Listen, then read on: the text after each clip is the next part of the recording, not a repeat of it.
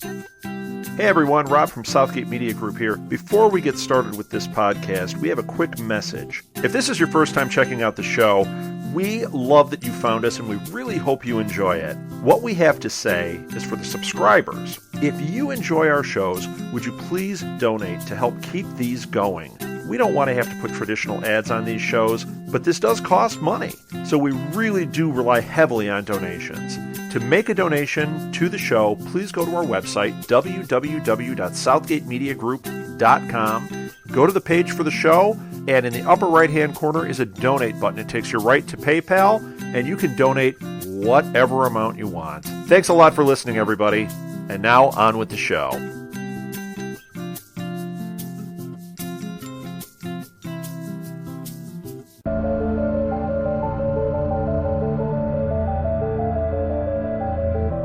Hey, wayward sons and daughters, welcome back to the Winchester Report, a Southgate Media Group podcast dedicated to all things supernatural over on the CW, starring Jennie and Jared Padalecki.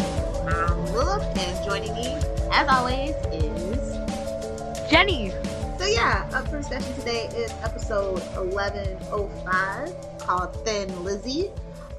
It's about the boys investigating a possible haunting at a B&B that was once the family home of Lizzie Borden. But of course, Sam D come to find out that all isn't what it seems, and Amara has her hands in a few pies in this little town. She literally made it look like Lizzie Borden's ghost was killing people. I was hoping that was the case, but it's always a twist. But this episode was written by Nancy Woon. I always want to say Woon. I don't know why. And then it was directed by Rashad Ernesto Green, which is a brand spanking new director, if I am not mistaken. So yeah, the monsters were Amara / soulless humans, because humans without their souls are cray-cray because we don't have our conscience being our guide. Always let your conscience be your guide. I was just waiting for Ain't No Strings on Me. Like, seriously, I was waiting on that. I don't know. Let's see. So, yeah, they were in Fall River, Massachusetts. Massachusetts. There we go. I'm having a rough day. Sorry. You're not nearly as bad at pronouncing words as my mom. I'm sure she's lovely and fine. Yeah, she's a nice person. She's just bad at pronouncing stuff. We had a lot of music in this episode for some random reason. But yeah, it was, okay, I was really excited, but I should have known when they named the episode Thin Lizzie. It kind of reminded me of #Thin Man. So I should have known we weren't going to get an actual Lizzie Borden story. Yeah, I should have known that too. I'm kind of, me and Seal have yet another thing in common. I kind of am fascinated by the psychology of serial killers. So the fact that Sam and I share that, it's weird. And also Eve Harlow from Heroes Reborn. Yeah. Oh, so you have the serial killer fetish too. It's not a fetish. It's just a really interesting look at, what makes people tick. What causes people to be the way that they are. So, yeah, I mean, I'm kind of like Criminal Minds. It's like, yeah, we should remember the victims and not the killers, but humans just are kind of naturally morbid and macabre, so we just kind of remember the perpetrator of the crimes. So, it is what it is, but I love how they kind of casually just mention that she was actually acquitted, and they also bring up the theory that her uncle had more motive and all these other things, so it was pretty cool. Do you know much about Lizzie Borden? No, not really. I tend to not do much research on morbid things. Unless I have. That's good. There was like a mini-series or something. I remember not too long ago. Let me look. Yeah, Lizzie Borden Chronicles on Lifetime. I didn't watch it because, well, Lifetime has a really bad habit of messing up things that are based in reality. So, but their scripted programming is lovely, honestly. So yeah, I was just thinking of that. I was like, I should have watched that now that I think about it. But yeah, Lizzie Borden's actually pretty interesting, and it's just a bummer. But we got Lynn out of this episode. I was dying laughing. Yeah. I like soulless people. I love soulless Sam, so this is gonna be fun. As well as we got to see two completely different personality types in soulless people. Yep. One of them was a psychotic serial killer, and the other was I don't want to be like this. Can I have my soul back, please? Yeah. It was just really interesting that it was the babysitter, but I thought something was off with it. I thought something was more off with the mother, because she was get out of the house. Get out of the house. The babysitter was actually willing to answer questions. Yeah, you never want to trust somebody that's too helpful in a police investigation. They're usually trying to insert themselves. Thank you, Criminal Minds! And I need to watch that. Oh, maybe in 2 years. It's on at the 10 p.m. hour for a reason. Although SVU is on at 9. I don't know. Yeah, if it's 10 your time, it's 9 my time, so. So yeah, just, yeah. If it's 9 your time, it's no good, young lady. It's no good. I'm allowed to watch anything except American Horror Story. Oh, really? Well, yeah, you could learn. I think that Criminal Minds is really actually pretty interesting. It's not as accurate as it could be, but it's pretty good. So yeah, I would recommend that show. And since you watch Scorpion, never very accurate. Yeah, I do watch Scorpion. So I think you would actually enjoy it. There's a lot of quirky characters. Sorry for recommending shows in the middle of our Supernatural review, but I think it's kind of pertinent because the boys kind of often impersonate FBI agents, and I love when that Charlie episode where they were having that cosplay situation, and the guys are just like, yeah, no, the FBI. We don't believe your badge. And so I always ever since that episode, I kind of just go, yeah, can we just not with the FBI, Fish and Wildlife or some other obscure little thing, or Department of Homeland, because nobody has hardly ever seen a Department of Homeland Security badge, hopefully, because if you have, then you are in some major trouble. Just saying. And that harkens back to season 1 as well. So anywho, where's Crowley? That's all I could think of. When Amara showed up, I was just like, wait, she ducked Crowley? Oh, this is not good. And then, of course, I saw the preview at the end of the episode, which does have Crowley in it, so good. We get him next episode. Good. Very, very good. But yeah, I was not expecting Amara. I was expecting this to be another kind of, it was kind of a filler episode, but then they threw in Amara. So I was just like, oh, that's nice. They heard my complaints. And a third of the fandom. Yeah. But yeah, I found this episode really actually enjoyable. Another road trip. Although Misha, of course, was not here. But he was in spirit. He was watching The Wire. And I remember when I binge watched The Wire, yeah, once you get to season 2, you literally don't want to stop until the end of season. So, and I haven't watched The Wire yet. You know what? For it to been on HBO, it's not that bad. But it's also based on a book, which is also based on, which is what SVU, Law and Order's franchise is kind of based off of as well. So I think maybe that's why it's a little more tame than what you would expect from an HBO show. Really good show. Yeah. Critical acclaim. Another show I recommend. Basically anything on HBO, it's pretty good depending on your taste. I honestly don't think Veep was that good. Oh, I love Julia, so, Elaine, she's always going to be Elaine for me. And then I also love the New Adventures of Old Christine. So I guess that show has a special place in my heart because of the actress. But I can see where you're coming from that. But yeah, it's not as violent as you would think. It doesn't even have as much cursing as one would think. So if you have an HBO subscription, use it. Actually use it. Yeah, definitely. And I mean more than just Game of Thrones. What? I mean, it was weird. I was really hoping for, a serial killer or something. We haven't had a crazy human in quite a long time either. I mean, so I guess this was a nice twist. But I don't know. It's just something about it that just didn't sit right with me. Like, they throw this little thing out about the boy that got killed being an original descendant of the Bordens, and I'm like, okay. And that was just a drop plot point. And if he's an original descendant of the Bordens, then how did they get that place? I don't know. Just makes my head hurt thinking about it. Anyway, but yeah, so the murders. Lots of money. That's how they got it. Well, they lost a lot of money because, I mean, they weren't doing so hot. And that guy at the desk, ugh, the worst. I know. He's like, we only answer those questions for our paying customers.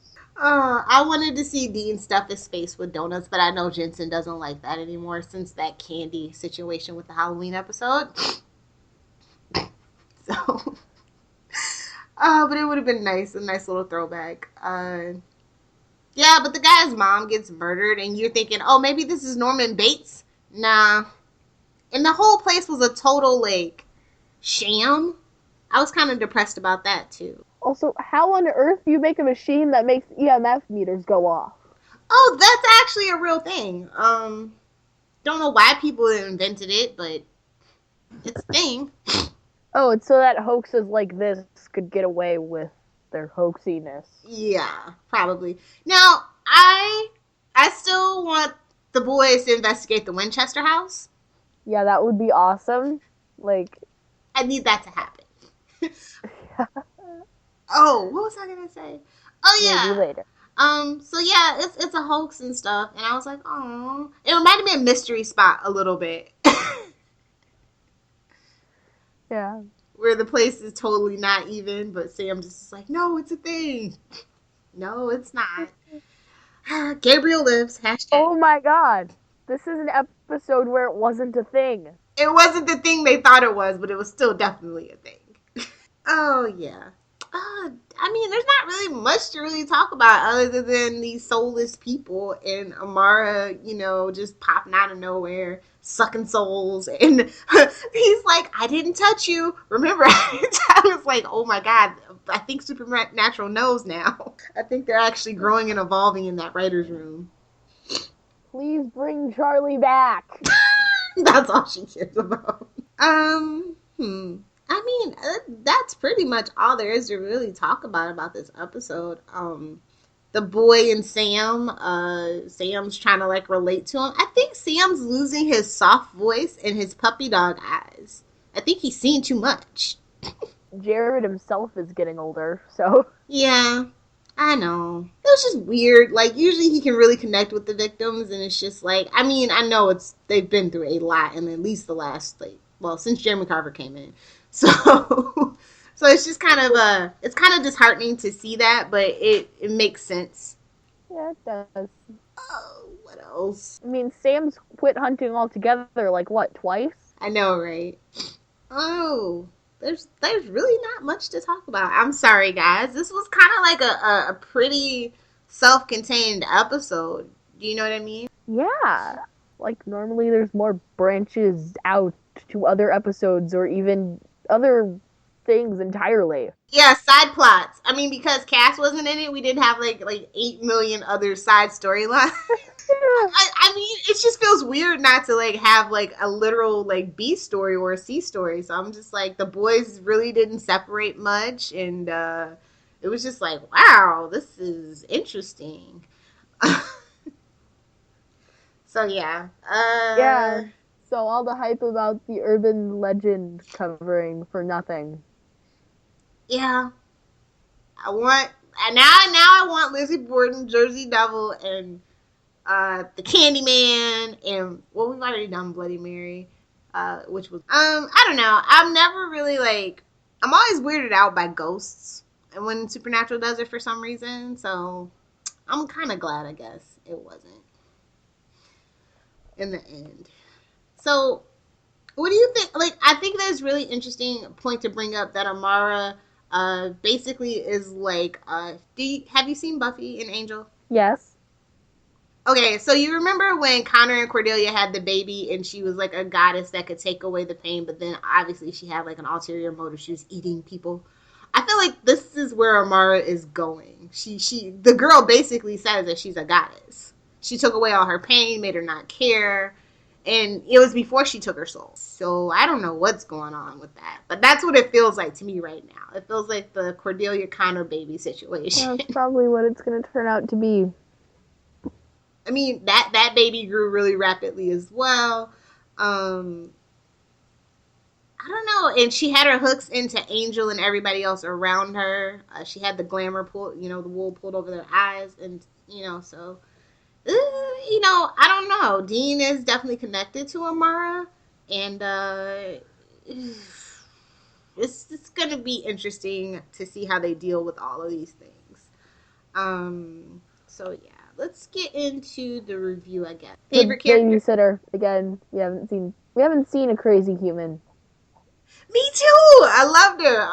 But I like the flashback when she meet that. I think that's where it really took shape for me. It was in the flashback. But Liv is a close second, and it's weird that we're talking about the guest stars. Yeah. But then again, Cass wasn't in here, and Sam and Dean were really filler. So yeah. Favorite scene? Probably when Dean's having second guesses about the room. I don't like this room. The doilies. I think my favorite scene would be when Dean just breaks it to Lynn that he doesn't have a soul, and Sam just gives him the look dude, you're supposed to do it gently. Oh, but then my favorite moment is when frickin' Lynn saves the day. Although I usually have a problem when the Winchesters aren't the hero of their own story, but like I said, I've taken fandom and serious business down 8 notches, so now it's just funny to me. But yeah, I liked it. He was just clunk. I thought it was gonna be the little boy, actually. Yeah. So, do you have any other favorite this moments? episode was really filler, sort of boring. Come on, you can do better than this. We saw it literally less than a week ago. You can do better than this. Was there any dialogue that stuck out, whether good or bad? I guess. Oh, I know. My favorite line of this episode, it's how did you do that? I feel like ecstasy, orgasm, chocolate cake. You're an angel. And then Amara just got so mad. She's do I look like a whiny winged suck up? I was well, she hit that that nail on the head. Because that's what most of the angels are. Yes, definitely. Not Cass, though, so. Well, he's always been broken, so, we can be thankful for that. Trivia minutia, I guess. Fun fact, did you know that Thin Lizzy is a reference to an Irish rock band also called Thin Lizzy, but with a Z and not an I-E? Of course, we got the Shining mention, creepy hotel, motel, Holiday Inn. That's going to be Here's Johnny! We already talked about The Wire. We got a Sherlock reference. Yeah. Casper the Friendly Ghost. Ooh, Purge reference. And we. Oh, you were just on top of these references. I can barely catch the obvious ones. Oh, and a really cool one, though, is the club that, the bar that Sydney is leaving is called Molly's Hatchet Room, which is, of course, a reference to one of my favorite rock bands, Molly Hatchet. So that's nice. Nice to see that the writer's room has got some young blood somewhere in there. And Jared live tweeted during the East Coast feed, I believe. No. Yeah, it was. And then Jared Gentner is the one who played Len. And he was referred to as Little Jared, which really should just be Mini Jared, because Jared is actually a really huge, large But human his brother is actually taller than him. Yes. How? But he has bow legs. Oh, his real brother. Yeah, actually, yeah. And he's, a doctor. And I would just, if I ever, was in Texas and, had something wrong with me, and I'd just be yeah, I just want to go to Dr. Padalecki. I don't know what their parents fed them, but I wish my parents had fed me, because I'm only 5'3" on a good day. 5'8". Well, what did your parents feed you? You have to ask them. So yeah, that's pretty much all that there is. Honestly, like, where did you grow up? Because the majority of the people I've met here in the Midwest are really tall. It's that corn-fed grain, I tell you. So yeah, that's pretty much all I have for this episode.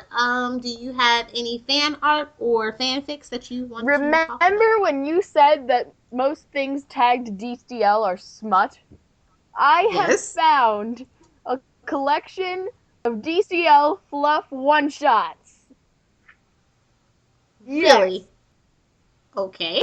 Are they on Tumblr, Archive of Our Own, fanfic.net, or... Wattpad. There we go. You and that Wattpad. My parents said that like all the time last year. Very cool. Look forward to it. Send me the link so I can put it in the show notes. And I have to get caught up on all the fan stuff on the Facebook. It's just been a little busy, but I'm definitely going to get to it Sunday. So by the time this is up, you guys will be knee-deep in supernatural fandomodium. I found a really cool fan art actually on musaway.com. I believe the artist's name is like Kim Sakol.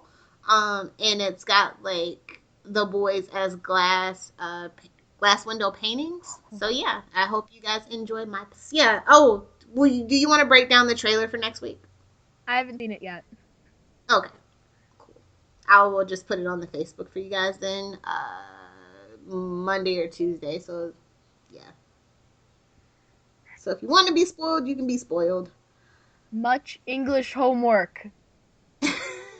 Good. Yes. Homework first.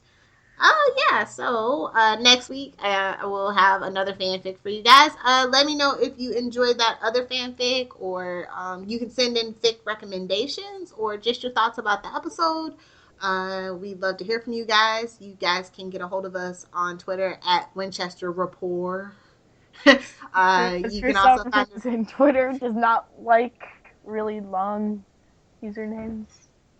Yeah, I forgot. I was just like, dang it, I was only one off. Yeah, we're on Facebook, The Winchester Report. You can find us, you can email us at thewinchesterreport@gmail.com. Like I said, you can just go to the Facebook and leave a message or direct messages through Facebook or Twitter.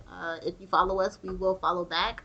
I live tweet on the West Coast time. Jennie live tweets on the Central time. So, well, I will start doing that because when I get a new charger, because at the moment I'm afraid to unplug this one because I'm afraid when I plug it back in, it won't work.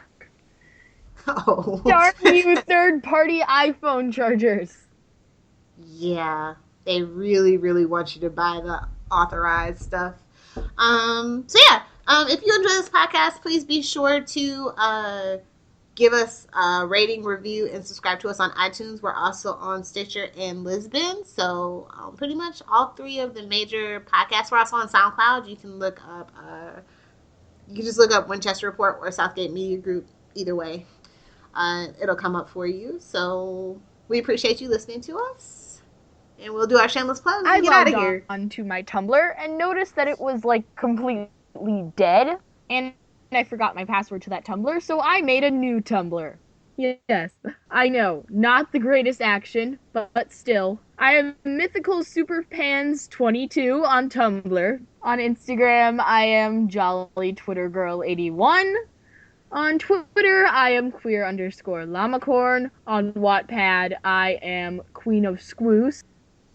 And of course, for me, guys, you guys can find me on Twitter at Lilith Hellfire. I'm on Tumblr. It's lilithhellfire.tumblr.com. And of course, you can check out my website if you are looking for reviews on How to Get Away with Murder, Quantico, any of the DC TVU stuff, Gotham, Flash, Arrow, Supergirl.